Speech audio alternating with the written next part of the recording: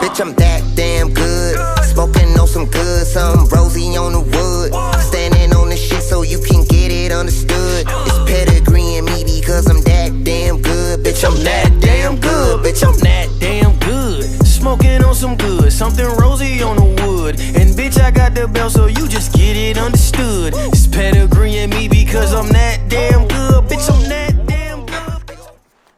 Breaking news, everybody, breaking news. Of course, it is me, your host of the Common Sense Ain't Common, Dame Don.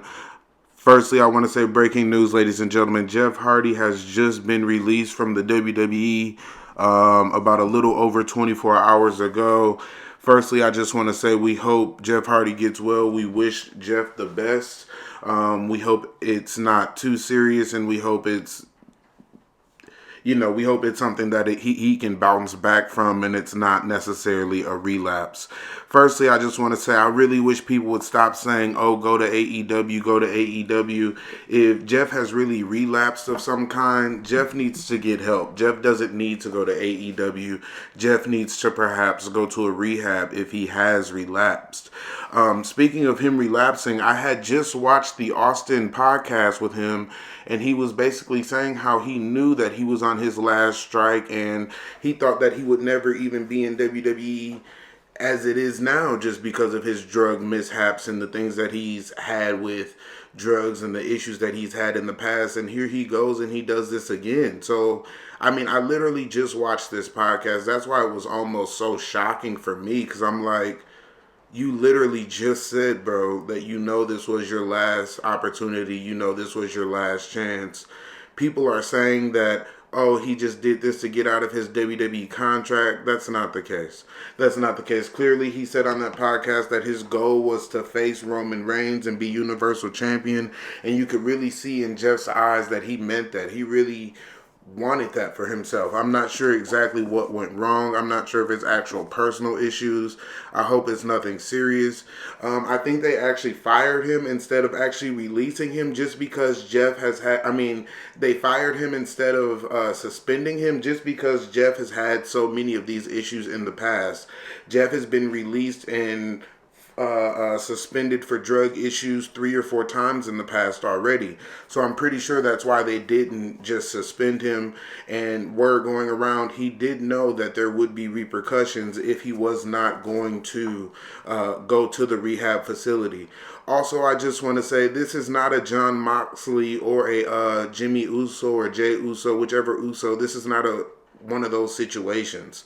Like, let's just be honest. Jeff has been having addiction issues since I was a kid, since we were all kids pretty much. So this isn't really an issue of this. I mean, he's had these issues in WWE before, and then they released him, and then he went to TNA and had these same issues. So people are just saying, oh, WWE just threw him to the curb. That's not the case. It's not the same thing as a Jon Moxley situation who had one incident. That is just simply not the case.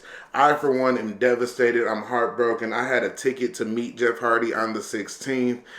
He was able to sign 3 autographs, or he was able to sign 3 items.